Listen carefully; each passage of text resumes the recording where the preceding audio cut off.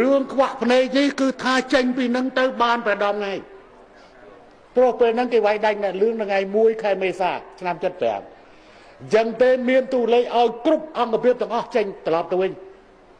ដើម្បីវាយប្រាច់ប្រត់ហើយខ្ញុំកណាខ្ញុំចេញទៅនេះវាចង្រៃអីនិយាយចេះ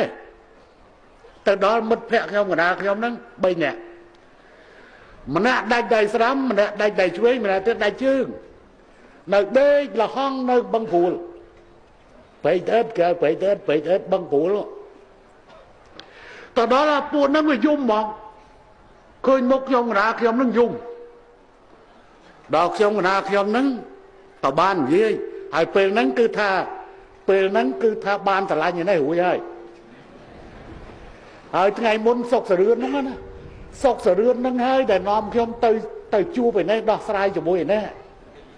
ណាហើយដែលយុបនងហើយដែលគាត់យកភួយយកមកឲ្យសដប់ខ្ញុំណែសដប់ចំភួយគាត់ទៅទៀតអត់ស្គាល់គ្នាសោះលោកយាយលោកតាហើយអត់ស្គាល់សោះខ្ញុំខឹងដែរខ្ញុំណាខ្ញុំខឹងដែរអត់ស្គាល់គ្នាសោះកងតបទៅដេកពេទ្យត្រឡប់មកវិញវាថាសោ5សួរសុកទុកសោនេះទៅលើគេថាបងថ្លៃដល់រួចហើយវាទៅដេកពេទ្យវាថាបងប្រុស5សួរសុកទុករឿងចង់ងប់